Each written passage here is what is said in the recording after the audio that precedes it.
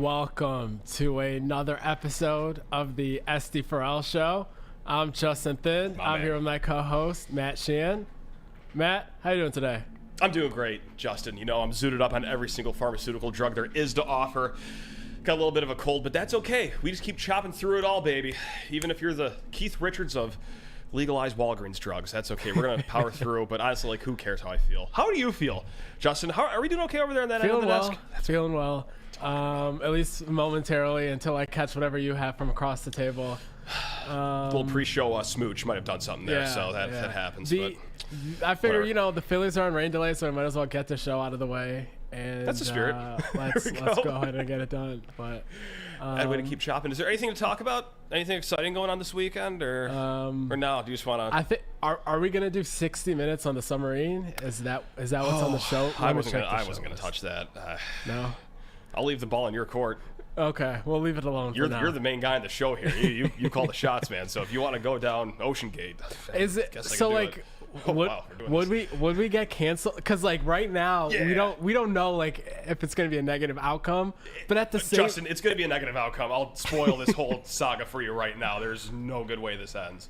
Unfortunately, there's no way they just find them and they're a little hungry and that's it, and they give them some Crunchwrap Supremes and call it good. And I like your spirit. How many days has it been? How many days has it been? We're at like the 11th hour right now, I think. Oh, I thought it was like 2 days. Yeah. Like a day and a half, 2 days type thing. Oh, see, then it's no laughing matter whatsoever. Yeah. All right, let's go. Let's move on to Michigan State recruiting. There we go. Something positive here. There we go.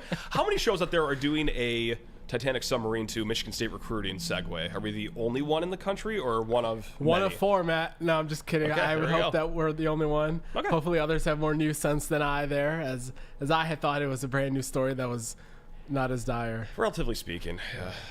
Okay. But hey, coming up this weekend, a lot of 4 stars, a lot of 5 stars. A lot of 4 stars, a lot of 5 stars. That's right. So we talk about that, Matt? Yeah, I guess we should. All right. Yep. Diving in to the final official visit weekend of the month of June for Michigan State. There are 7 publicly available official visitors this weekend. There might be 1 or 2 more. We'll see if the kids themselves put out that they're here, as long as I guess those visits don't fall apart here, because you never know, especially if kids are committed elsewhere. But sure, for the most part, you got at least 7 kids for sure. And we'll start right at the top.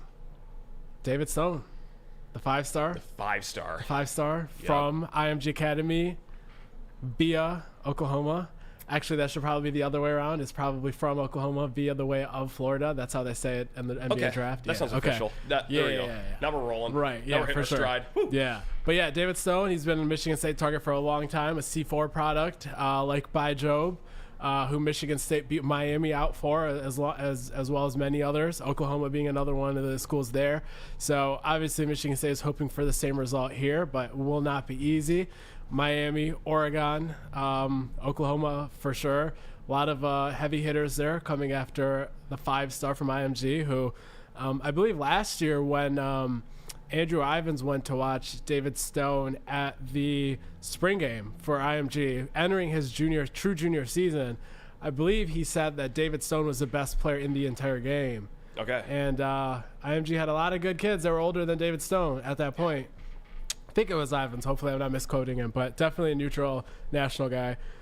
Next up on the list, going in rankings order, we have DeAndre Carter from Mater Dei. Yeah. All the way from California. Yeah. He's a top 100 kid, Matt.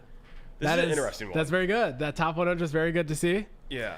It is a interesting recruitment. He only scheduled 2 OVs despite being a top 100 kid. Right. Michigan State and USC. Yeah. He has been to USC many times and has resisted the urge to commit every single time.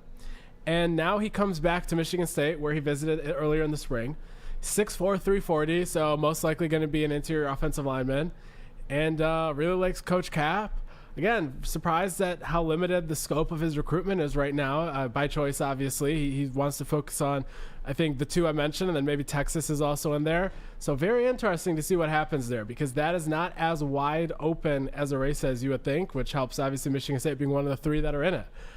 Speaking of a kid that is of the same exact dynamic as what I just described, but even more so probably surprisingly closed, is Jason Brown, the running back from Seattle, who is only taking one official visit in June, and that is to Michigan State. That's nuts. I know. This is almost bizarre. Right. But I like it. And he is open to, I don't want to say planning to, but I would almost say planning to, but I will just say open to, committing in the summer.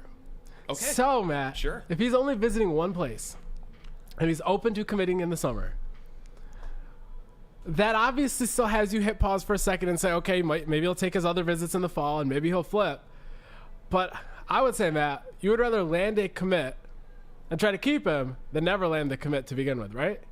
Yeah, in my opinion, personally. Right, yeah, right. Okay. That sounds like a good strategy. So we'll see what happens there. That's very intriguing to me. I think he really, really, really likes Ephraim Reed. I'm going to interrupt you right here and ask you the question. I'm just going to throw you right in the hot seat. Who are you more surprised is visiting campus? A guy like DeAndre Carter, the interior offensive lineman, or Jason Brown? Now, both guys are West Coast kids, obviously, both rated in the top 100. Yeah. Is there one where you're really just having a leery eye of like, what is going on here? Or are you kind of seeing it both ways? If I had to choose, I can probably choose and say DeAndre Carter just because he has been so close to committing to USC so many different times. Okay. Whereas Jason Brown, it was never like a team that's fully running away with it. Washington was a leader at one point, but then Oregon was another leader at another point. Sure. So it never looked like the recruitment was coming to a close. But someone like DeAndre Carter, yes, he visited in the spring, as did Jason Brown. I just would have thought his recruitment would have been over by now and he would have been at USC. So that's why I would say he's more of a surprise. But yeah, like both guys visiting was that alone was not surprising, but they're not visiting many other places. Yeah. At least not in the summer. And again, if Jason Brown takes his other visits in the fall, so be it. But I'm just very surprised that right now he only chose to give Michigan State time in June. That is very, very interesting to me. Not entirely sure what to make of that, but it's a positive in terms of the near future, at least. You just saw Kenneth Walker in his hometown Seattle, and it's like he is him, and he learned his ways. That is a factor in the factor. It probably doesn't hurt, honestly. Yeah, that's going to help some things. He has mentioned K9 several times in the past. So there we go, then. Spot on there. Okay, there we go. Sorry, I just had to interject there with a question. Great, now, let's talk about great this interjection there. Hey, thanks, man. I try. We have Nick Marsh on campus. We need this one. He is down to Michigan State, Penn State, Pitt, Kansas, and Auburn, and Oregon. But those last two, he's not taking OVs to, I believe. Right, yeah. So, going to be a big battle here. I think it's going to come down to Michigan State and Penn State. I think Penn State has the lead heading into this weekend, and Michigan State has the opportunity to undo the momentum that they have. So it's a fascinating Final Four. Like Pitt, fine program. Right. Like, I'm not going to throw shade at Pitt, but like Kansas. I'll throw shade at Pitt if you don't want to throw shade at Pitt. Yeah, you go ahead and do that because like I'm just enamored by the Kansas thing. Look, they had a great season last year. You know, they're going in the right direction. Right. The only way for them to go is up. But, Lawrence, Kansas. That's okay. Sure, but we need this one. Former Kansas Jayhawk recruiting product Keon Coleman. Sure. Former Kansas great Kalen Gervin right there for you. So, yeah, all sorts of incredible Michigan to Kansas pipeline kids. For sure. Yeah. So, I don't know. I don't know what to make of that. I think Penn State having a lead is notable. Penn State does very well with kids from Detroit. Penn State puts a lot of people in the NFL. Yeah. But having that last visit, it means a lot. He didn't commit in Happy Valley when he visited. And Penn State, not only are they good at recruiting, they're good at getting guys like right there on the spot. Yes. So I'm not going to lie, like, and this is so pathetic that I was terrified of a 17-year-old's decision, but like I was terrified he was going to go to Penn State, and then by Sunday night of that visit, the graphic with him in the white helmet and we are committed 2024, whatever the hashtag is going to be for them, like we're just going to come on my Twitter timeline, but no commitment there. And now, Justin, I hate to say this, I'm fully bought back in now. Like I am for, again, like probably the 9th year in a row going into an off season where I am emotionally attached to a recruitment. And I said, I think it was Samson Okololo last year, and before that, Keontae Stallworth. I said, never again am I going to get Keontae Goodwin, I'm guessing. Keontae Goodwin, I'm sorry. Keontae Stallworth, a little different of a player there. Goodwin, thank you, nice catch. Both times around, I said, never am I doing this again for a high school kid. Yeah. Here I am. Like a sucker again. Yeah. So. And we will see you here back for the Ryan Montgomery sweepstakes next year, where you again will have the vouching for not going down this path. And yet, there you will be on that very aforementioned. Yeah, I'll be back like the sucker I am. We all know how this ends. Yeah. But, God, I don't want Nick Marsh at Michigan State. I kind of need Nick Marsh at Michigan State. Like, oh, yeah, sure, a 4-star receiver. Those are a dime a dozen. Like, no, his film's different, Justin. I really like what I see from him, and it would just be nice to win one of these, okay? Right. It would just be great. Yeah. So, Nick, if you're listening, I'm sure you do. You never miss an episode of SD4L. Come to Michigan State on July 7th, please. I beg you, please. I will withhold my pit slander in case Nick is listening, as I do not want to be seen mistakenly negative recruiting. Okay. We will save that for next week's episode as we slander Pat Narduzzi. Yeah, we'll do a special July 6th episode the day before his recruitment, and it'll just be 60 minutes of slandering those other 3 programs. So stay tuned, Marsh family. All right, there we go. It'll be a great show. Yeah. So next up, we have Justin Denson visiting from Powerhouse, Rhode Island. And sleeping giant over there. It's cool to finally see a recruitment where it's a kid from Rhode Island coming into town. Yeah, could not tell you the last time I covered a recruitment for a Rhode Island product, but that's called expanding the map right there, Matt. It is. Mel Tucker, he has 21 different states where he has pulled a commit from in a short time here at Michigan State. Have you ever followed an RV where they have the map and they color it in whenever the RV is traveling to that state? The Big Ten tailgate graphic on Big Ten Network. I think Mel just has that on his slingshot. He just doesn't show it in the videos. But he wants to color in Rhode Island desperately. Next year, Mel's putting a wall around Anchorage, Alaska, and locking down all the top 3 recruits there. Kauai, Hawaii. That's right. I'm sure they got great football over there.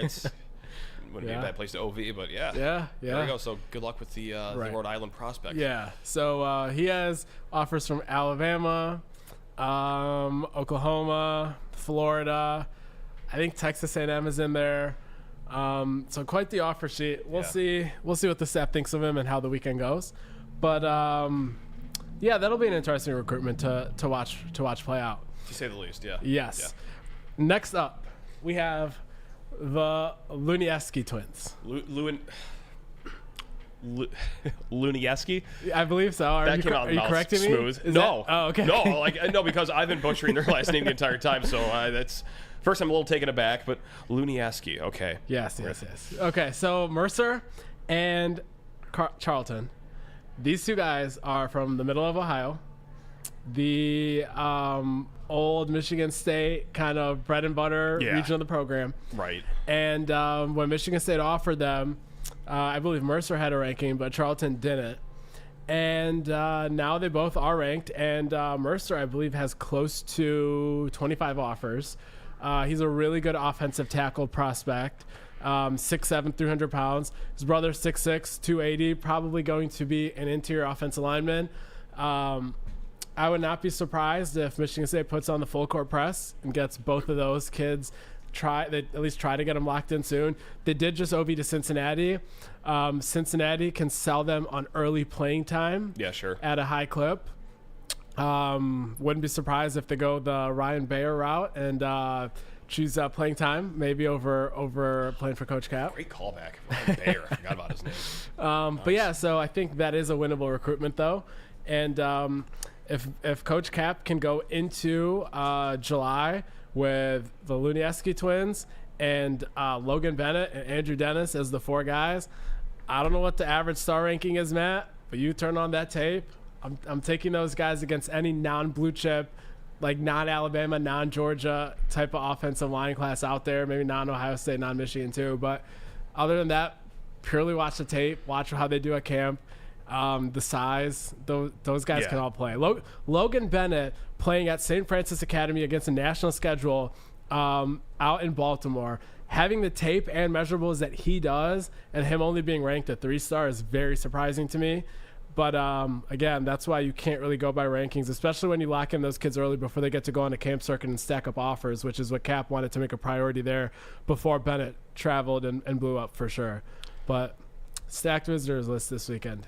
I want to get back to the size of those 2 linemen here in a hot second, but it just seems like, the whole brother from Ohio thing seems to work in Michigan State. The Slades, I would say, did pretty okay here, and then the Dowell family as well. So if you can get those set of brothers here, that'd be great. I just want to rattle off their measurables again. Mercer, 6'7", 300 pounds as an offensive tackle. Charlton, 6'5", 280 as an interior offensive lineman. This is something that you brought up in a conversation we had not too long ago that I just wanted to shoehorn into this show somehow. Yes. The walk-on offensive lineman that maybe almost literally no one knows that is already at Michigan State. You brought up a good point that, like, we might have no idea who these guys are right now. I've never heard of them, have never got a social media announcement from them. Right. But something could be cooking the offensive line lab. Like, look, I mean, the guys that are on scholarship already talented enough. It's not like offensive line's a huge worry. I think it's quite the opposite for Michigan State. But still, through the way of preferred walk-ons. Yes. You think someone's cooking over there? I do. And I am in the middle of pulling up the roster just because I want to give you the exact measurements of all these kids. Yeah. So I'm seeing there's three kids I wanted to point out. Okay. Two of them that I see right here in front of me. Okay, I see all three of them now. So we're looking at all three of these kids came in the 2022 class. So last year was their true freshman season. Now they're all going to be redshirt freshmen this time around, all three of them. Okay. So we have Jacob Merritt. He's 6'6", 270. He is, you may recall, there was the offensive line coach that kind of went semi-viral on MSU Twitter that was a very seasoned vet. Had on the MSU apparel, shouted out the Juice Squad hat, was out in the field working with Jacob Merritt. Yes. Yeah. So that's Jacob Merritt from those videos. 6'6", 270, more of an offensive tackle kind of body. So Johnny Cockslam, that's right. Yeah, that's the guy who last year that they threw the edit on him. That's right. That's Jacob Merritt. So again, like, he's not at 300 pounds yet, but again, like, late bloomer, walk on, like, you're not expecting him to be playing tomorrow. It's about long-term potential development down the course of his career. And hey, redshirt junior year, maybe he's on scholarship, maybe he's playing. So that's kind of the way you look at it. The next kid here I want to highlight, Ben Nelson. He is 6'7", 305. He's from Holland, Michigan. For Jacob Merritt, he's from Northfield, Michigan. So in-state PWOs, again, 6'7", 305 pounds. That is prototypical offensive lineman size. You're getting that out of walk-ons. And then finally, you have Andy Hartman. He's 6'6", 275 from Grand Blanc, Michigan. So again, the height's there, the frame's there. Two of these guys got to put on more mass. One of the guys is already there at 305. And they're just in their second year in the program. This upcoming offseason, these measurables are not even updated after workouts, I believe. So it's intriguing because those three guys, they look, when you go to the spring game and you look at the O-line room, they look different than even the scholarship tackles under Coach D's last 2 years were looking. Yeah. No, you're not kidding. And that's something that we always heard for Mel Tucker is that when he recruits, like, he has like a size in mind for certain positions. And offensive line goes without saying, and this is a conversation we had with Coach Cap not too long ago, is that it's the hardest position to project, like how guys are going to move once they add like 20 or 30 pounds of weight on in college. And well, what's a great way to have a safety net for that is to have walk-ons that are also the size that you are looking for. So if it doesn't work out with one scholarship kid, hey, maybe it'll work out with this walk-on because it is such a fickle game of just trying to project how offensive line will be. Yeah, that's a great point as a whole, because unless you're like a 5-star offensive lineman, like a Caden Proctor last year, I guess Samuel Okunlola, unless you're that kind of a kid, which most likely does end up going in the NFL draft, other than that tier 2, that tier 3 right behind it, a kid that's going to Grand Valley State or Northern Michigan, like we just had a kid from Northern Michigan in this past draft go as an offensive tackle in the 2nd or 3rd round. Gotcha.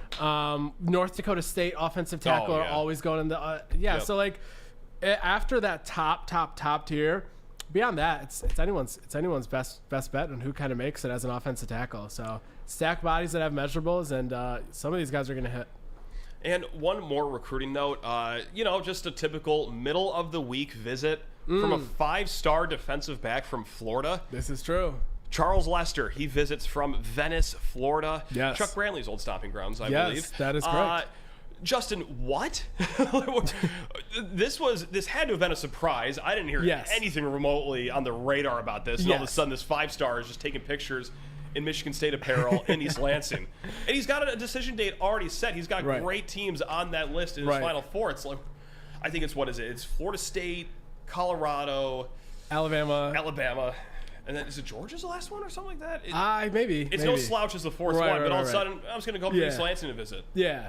What? So yeah, definitely a surprise here. Yeah. So I saw yesterday that he dropped his cut down list, and I had been hearing for the longest time he's Florida State's to lose. So I actually placed a crystal ball for him to go to Florida State just yesterday. Sure. Great timing then. And much to my surprise, here he is in East Lansing today. I think, like I said, it's gonna be hard to pull him away from Florida State. Yeah. But it's cool. It's cool to see that he made the trip up here on his own dime. I know Chuck Brantley's brother was at camp today working out. Okay. I think I saw my colleague Stephen Brooks post that in the Shaw Lane VIP board. So with that, I guess Charles probably came with Chuck Brantley's brother to East Lansing, and they made a trip out of it. But yeah, let's see if Michigan State can find a way to enter that top group there. Also, yeah, he is from Venice, which is where Charles Brantley went. Yep. He transferred to Venice after Charles left, even though he was good friends with him to begin with. But he played with Jaron Glover at Riverview High School. Gotcha. So he was former teammates with Jaron Glover and has known Charles Brantley for a while, and he now goes to his former school. Yeah, so 2 connections there. What % chance do you give it that Lester picks Michigan State? Is it higher than 5%? Like, is it higher than 0.5%? Like, what? Probably higher than 0.5 since he's on campus. Okay. Not very high, but the fact that he's on campus and on his own dime, yeah, it's a non-zero chance. You're not looking at your crystal ball being like, I shouldn't have done this. Like, okay, No. gotcha. I mean, that's fair. We like reality on the show. Yeah, so like, I do kind of feel that I should not have probably played. The timing of it looks bad. That's not fine. knowing he was visiting Michigan State today. Double down and, on it. Come on. Florida State yesterday, but I do feel that is where he's going to end up going. Okay, fair enough. Hey, here's a dumb question. You ready for this one?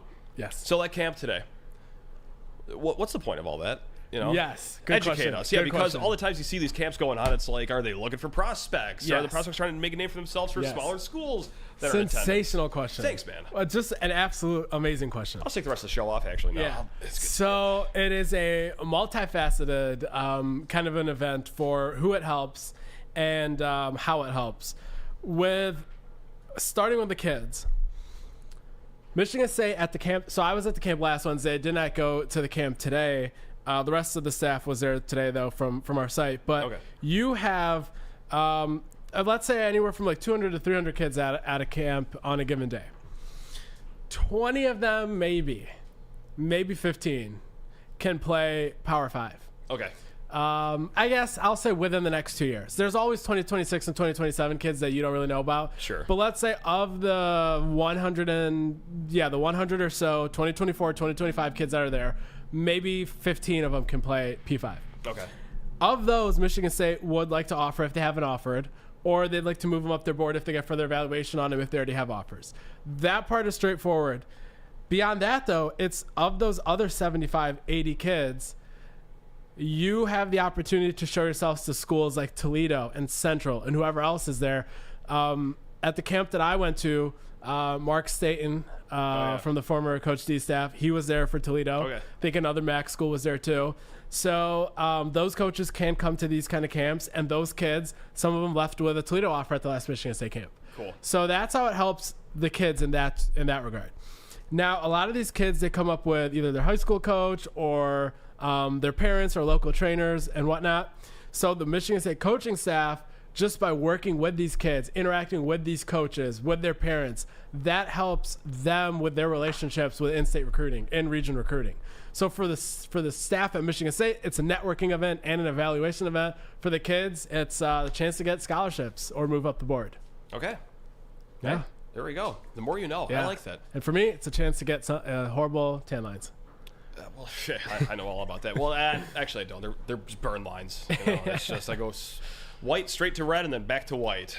So that's what it's like in the paleness game over here. Yeah. My favorite part is every time I go to this camp and someone's like, hey, do you do ratings for 24/7? And I just point over to Alan True Chains, and I say, that's the guy you're looking Make for. this man a 96 right now. Leave me alone. I have nothing to do with this. And suddenly, before you know it, there's a line of kids going up to Alan saying, "Can you bump me up?" I like that. So there we go. Got to feel for True Chains at these events. There we go. But he's there at all of them. True Chains. Awesome, man. There we go. Yeah. Well, that was fun. It was indeed. Are you excited to make this not fun? Oh, is it that time? Yeah, because unfortunately this week's theme of 2 are facts, 1 is whack is recruiting themed. Okay. I'm sorry to say. We just got some quick ones here. Right. You know, not a lot of crazy stats, not a lot of crazy numbers. My record is 6-14. Yeah, now that is a crazy number, but hey, we're gonna inch closer to 500 here. Are you ready to play 2 are facts, 1 is whack? I am. Great. I'm gonna have 3 statements. 2 are facts, 1 is whack. I'm sure you've seen this before. All right. Statement number 1. Should David Stone commit to Michigan State, he would be the 2nd highest rated recruit in the 24/7 composite rankings history, which is about like since 2000, I believe, is when you guys started. So To commit to Michigan State. To commit to Michigan Okay, State. okay. Yeah, sorry. Should have been more clear on that. Yes. Should David Stone commit, he would be the 2nd highest rated recruit Michigan State has gotten in the 24/7 sports composite era. Okay, There you go. okay. You got that. Statement number 2. If Nick Marsh commits, he would be the 2nd in-state 4-star receiver to commit to Michigan State since 2017. If Nick Marsh should commit, he would be the 2nd in-state 4-star wide receiver to commit to Michigan State since 2017. And last but not least, Justin Denson. Should he commit, he would be only the 2nd kid from Rhode Island to commit to Michigan State in the recruiting rankings era. So since 2000, of course. I have no idea who the first one would be, if it even were true. I feel like out of principle alone, I need to go with that just because I can't provide you an alternative of, no, this guy was first, therefore Jensen second, therefore this is true. Kirk Cousins, Rhode Island legend, isn't ringing a bell? No, Holland, Michigan legend Kirk Cousins does He's not. from Holland, who knew? So Antonio Gates was a 4-star recruit from Michigan that committed to Michigan State. That was since 2017. It was. Look at him go. Also from the state of Rhode Island, too. I'm going to have to go with the last one being false just because I can't provide you a first Rhode Island Michigan State product. That's 2 in a row. Let's go. For Justin Sin. That's 2 in a row for Justin Sin. He's back, baby. 7 He's and back. 14. Notify the haters, the doubters, the naysayers. Justin is back. He's back, baby. That's what I'm talking about. Yeah, Justin, he wouldn't be the 2nd kid from Rhode Island. He would be the 1st. Let's go. Like, I went all the way back from, like, 2000, like, just scrolling through 24/7 sports, and, like, not a single Rhode Island popped up in commits for Michigan State. Yes, Nick Marsh, should he commit, he would be the 2nd in-state 4-star receiver to commit to Michigan State since 2017. You nailed the other one, Antonio Gates Jr. Thought I could get you, or at least maybe someone watching or listening, on a Cody White, perhaps, you know, because he was a highly rated 3-star, but just didn't make it all the way to the 4-star. And then, yes, should David Stone commit, he would be the 2nd highest rated recruit for Michigan State since 2000. Do you know who he would be sandwiched between? Like, do you know who the first of all time is? Chuck, right? It is Chuck. It is Charles Rogers. Yep. Number 2. Jeff Smoker? Jeff Smoker. Yeah. Give him extra credit. You're on a roll, man. There we go. Yeah, so he would be sandwiched between those early 2000s guys. It's been like that long since Michigan State has had a caliber recruit that high. Will Golson's number 3, I believe. So, like, that's not too long ago. Right. Like, you know, we all remember Will Golson, hopefully. But, yeah, so it'd be nice should David Stone commit. Call me crazy. But, yeah, it'd be nice. Hey, way to go, man. First out-of-region 5-star since 2000 when Jeff Smoker from Manheim, Pennsylvania committed to Michigan State. The fun facts keep rolling. And first 5-star since Golson. But, yeah. Gotcha. That's what I'm talking about. Yeah. That was delightful. It was. So, not ranking aside, like, just throw the stars out. Like, this would be the biggest recruiting win since blank, would you say? Now, it could be easy as, like, oh, just buy Job last year. Or, I got one at the top of my mind. Yeah, I mean, it's got to be the biggest one that I can remember in Michigan State recruiting because, I mean, if you're not counting Portal and K9 and how he just changed the trajectory of the program for a while, I mean, is there any one player that Michigan State could not have done without in this entire stretch? Like, I see what you're saying. Like, the most impactful. I'm like, from a seismic wave standpoint of what this means for, like, MSU and the state of, like, recruiting. Okay. Like, who do you have in mind? For me, is Malik McDowell. Okay. Like, I remember that was a big one too because, like, that was until the 11th hour. Like, it was he committed and then he didn't sign his letter of intent, or at least fax it in until, like, I think a day or two after, just because there was conflict. It's been rumored, like, inside the family, like, the mom wanted him to go to Ohio State, someone wanted him to go to Michigan, but he picked Michigan State. And that was at a time too where, like, Michigan State was on the rise. We are recruiting against these big boys. And, well, he picked us. So that was Yeah. massive, too. And just, like, how dramatic it was and everything, like, that makes sense. That comes to mind. LJ Scott is close to that just because Ohio kid, Yeah, running back, and he 4-star. picked us instead of Ohio State. Like, Yeah. that was a massive one, too. But I think that definitely is a good one. I think with Stone, if you can land a kid from Oklahoma who plays at IMG, Yeah. and is rated even higher than Malik McDowell, I think it sends shockwaves as similar to as what you described, but on a national level instead of a regional level. Yeah. Because it's not just beating Michigan and Ohio State this time around if they land David Stone. It's beating every school in the nation if they land him. So it sends shockwaves more on a national scale, I think. Especially like beating teams like Florida, because Florida is on a tear Oh, right now yeah. on the recruiting trail. I mean, Miami. I mean, they're always going to be Miami. But yeah, in-state Oklahoma, and to do that to the state of Oklahoma twice in a row, that'd be nice. By Job first, David Stone second. So yeah, that'd be nice. But hey, way to go. Two are facts. One is whack. And Up now to we're gonna. 33% win percentage up here. That's great. That plays. I do. Round number. I like it. That's a great batting average. Yeah. That gets you This is straight true. to Cooperstown. This is true. Silver Absolutely. Slugger Award right You're gonna there. have your head bust right there, right next to Ted Williams. It's gonna be great.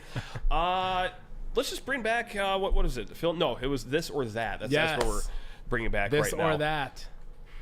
It's just this or that. I have two statements, and then I'm just gonna ask him to my old pal Justin over here. We're just gonna debate about it. Pick a number 1 through 6. 7. Shoot. 4. 4? Okay. Next week at the Rocket Mortgage Classic on Tuesday, Tom Izzo will be one of 6 celebrities, I believe, playing in a 3-hole golf scramble.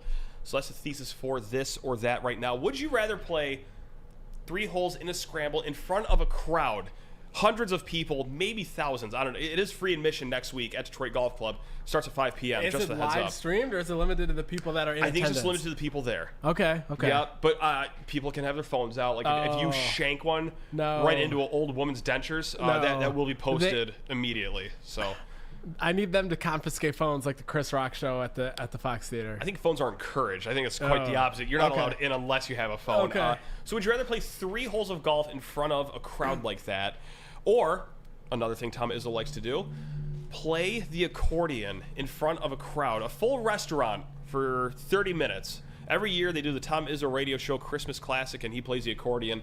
Now, I don't know if it's for 30 straight minutes, but for sake of conversation, Justin, it's 30 minutes in front of the crowd at Reno's East, or Reno's West, Reno's North, Reno's, whatever it's And called. does this entail no runway time for me to perfect absolutely my not. craft at either of these two?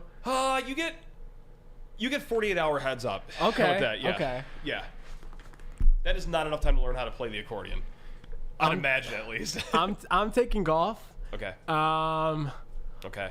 You're gonna put people's lives in danger. yeah, it's not my life. That's I'm sure, a great point. Sure, they That's sign a great waivers. point. I'm not gonna get sued for it. Probably. I don't think. People will bring their baseball gloves.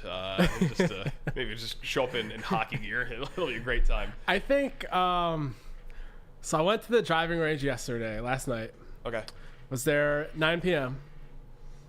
I have tape. I have film. We can break it down right after the show. Yeah. Peach, who I've gone golfing with a few times recently, he will not be happy with my performance. He's a stick. Yeah.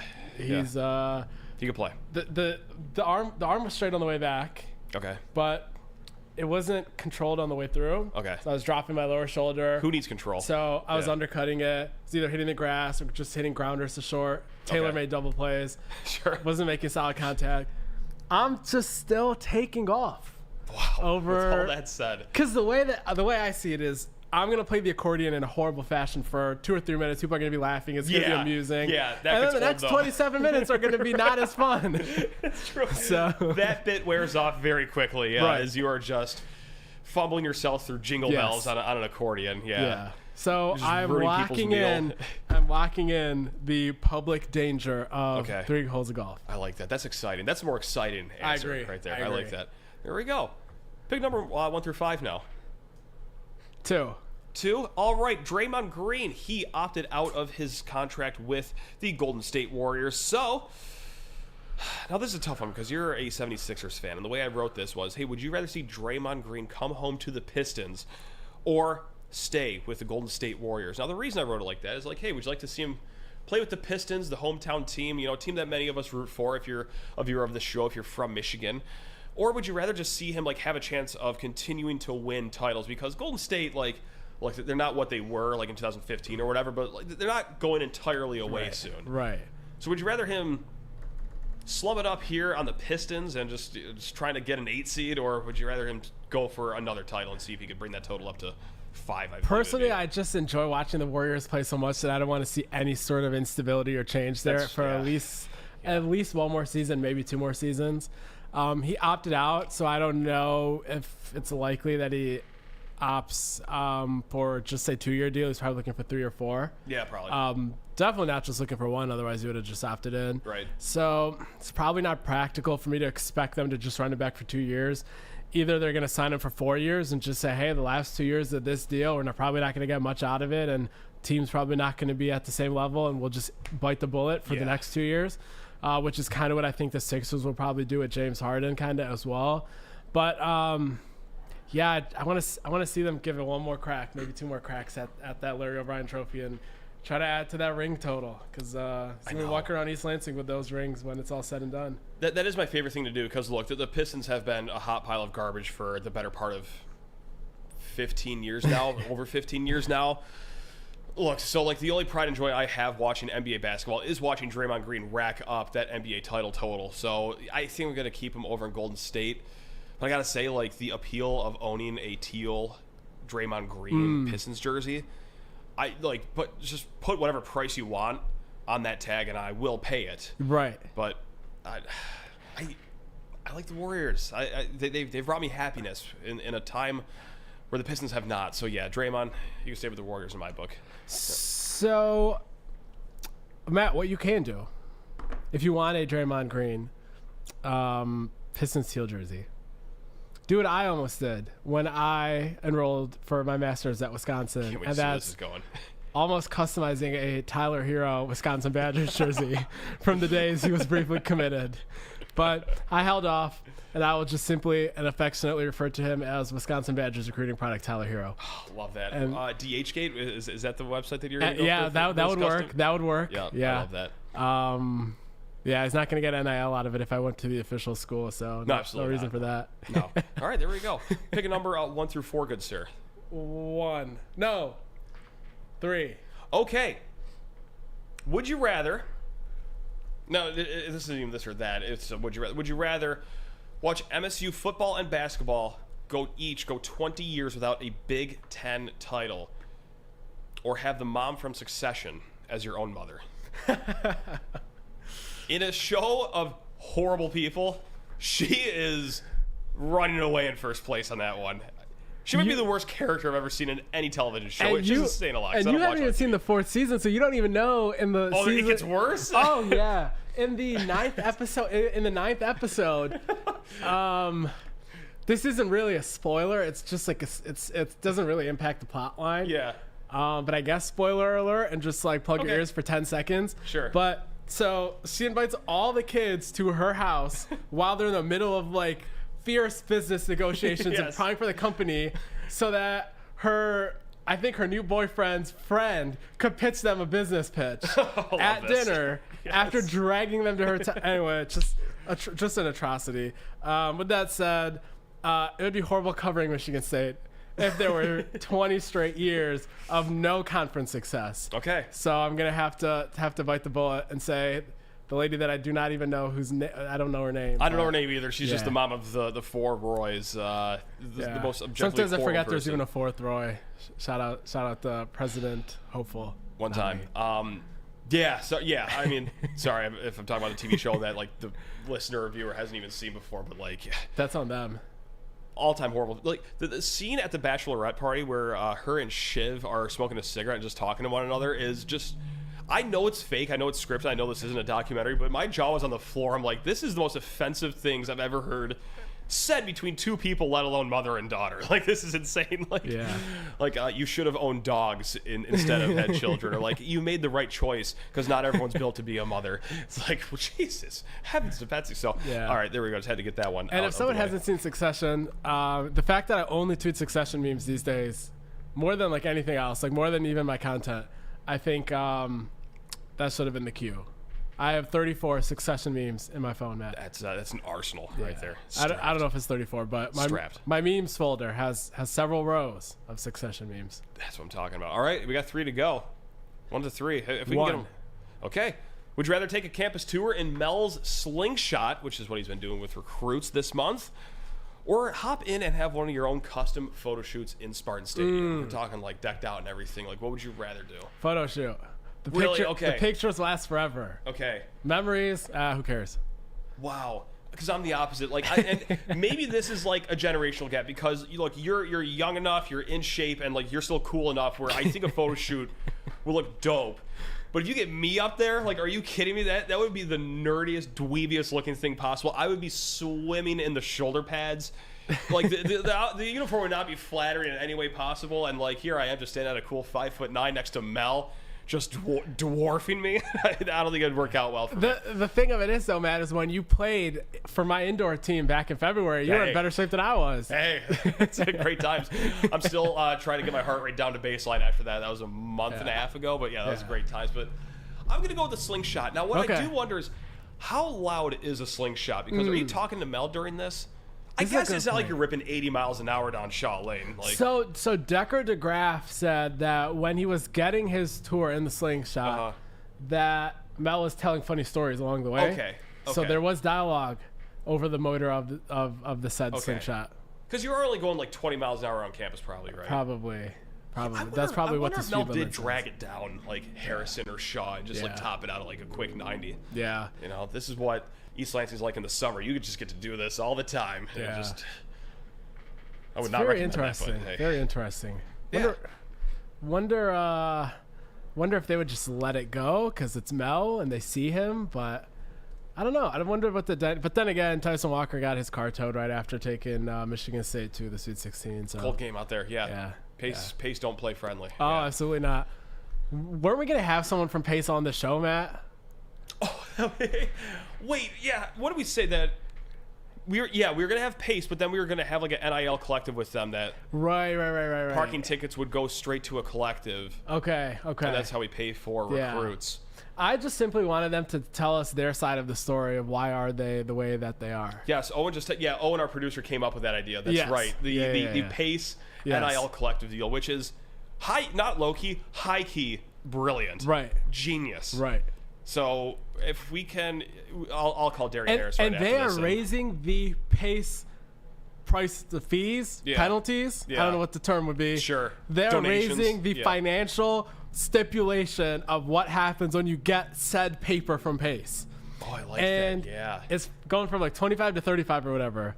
Yeah. That cushion that they're raising $10, that part should go to said collective. It says it right there. And then the first 25 can still go to Pace. This ticket's for 5 minutes over on your meter parking and a 4-star defensive end from Oklahoma. You know. If that were to be the case, Chief of Propaganda, he would never pay for a parking garage. He'd just illegally park every single day to contribute to the cause. I'd park my car directly in the middle of Red Cedar. It would be like the bridge across from Red Cedar that leads down to the Sparty statue. I'd just park my car right there. No hazard lights either. That'd be great. Happily pay that fine. All right, we got 2 more.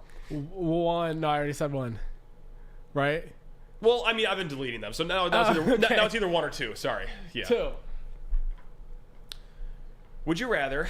Tom Izzo invites you over to his house, by the way, for a dinner. It's going to be a lovely soiree. You know, the who's who of East Lansing is going to be there. It's great. And Justin, you pull into his driveway and you run into his garage door. Oh. You run directly into his garage door. Okay.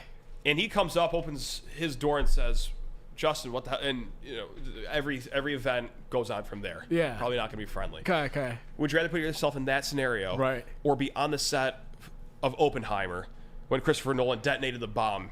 This is another topical story here. Oppenheimer, of course, is about the atomic bomb. No CGI in this film. Christopher Nolan, I think, gathered every single stick of dynamite in the Western Hemisphere and just blew it to smithereens in front of cameras. That had to have been a tough day on set for anyone there. Would you rather total Tom Izzo's garage door in lead up to a dinner party, or be on the set of Oppenheimer for this historic, explosive, cinematic masterpiece? I want to ask you this question. What is your answer, Matt? I don't mind being warm. I will say that. So like that leads the explosion to be a little tempting. Okay. However, there's a sick part of me that just wants to know what it's like to be reamed out by Tom Izzo. You know, like, and unfortunately, like this is a real life scenario. Like I just ruined his property. Yeah. I just completely derailed probably the rest of the night as I clobbered his garage door. Like this isn't like I fell asleep on a screen switch. You know, like because I'd always be interested like.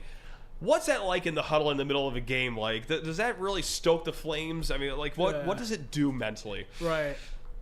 So give me that, though. Give me that. I want to see how bad it is to get reamed out by Izzo. Counterpoint, though. Okay. If you're at Tom Izzo's house, you've been invited to dinner. Yeah. He probably doesn't hate you. So will he possibly not yell at you just because you're a distinguished guest that's of dinner? a good point. That's a really good point. Are you not going to get the full experience of passionate, constructive criticism? I was just going to say, do you get dinner at that point? Or are you probably don't get dinner? Asked politely to leave at that point. This is a very interesting thing. Right. We'll have to get Coach on and talk to him about what would entail the rest of the night. Either risk third-degree burns on a movie set or, there we go. I haven't seen Oppenheimer. It's not out yet, right? July 21st. July 21st. So no. Okay, good. Not falling behind yet. September 1st, I can say I've fallen behind. I haven't seen it. We got one more. Let's hear it, Matt. Would you rather let Bob Huggins drive you around Pittsburgh? No, I'm kidding. Would you rather? Okay, this is courtesy. Hey, you know what? We're gonna knock down a contractual obligation right here. This is the 15th week in a row we've mentioned. Are we mentioning? Let me guess what we're mentioning. We are either mentioning the Mark Titus show. No, that's my guess. Are we mentioning the Mark? It's Mark Titus show. The Mark Titus show. He mentioned he heard this story that Steven Izzo was planning on being college basketball's first wearer of the number 69, because in college basketball, like, you can just about wear any number now. They changed that rule. It's not just for numbers 1 through 5. Yes. You can, in theory, wear number 69. For some reason, the coach of the team shot that down. But for this or that, would you rather see Steven Izzo wear 69 or see him hit a three-pointer next year? I feel like the absolute noise barometer measuring record that would be set by him hitting a three-pointer would go down in the history of audio history. As in, like, it'll be like... Especially if it's against, like, Michigan or... God, we don't play Purdue at home this year, but who's another great home game because it's not Indiana? Wisconsin, you know? Yeah. They will have to, like, reinforce the foundation of the Breslin Center if he were to hit a three. Also, I do want to talk about why in the world did it take the NCAA 30 years to allow digits 6 through 9 to be worn in college basketball?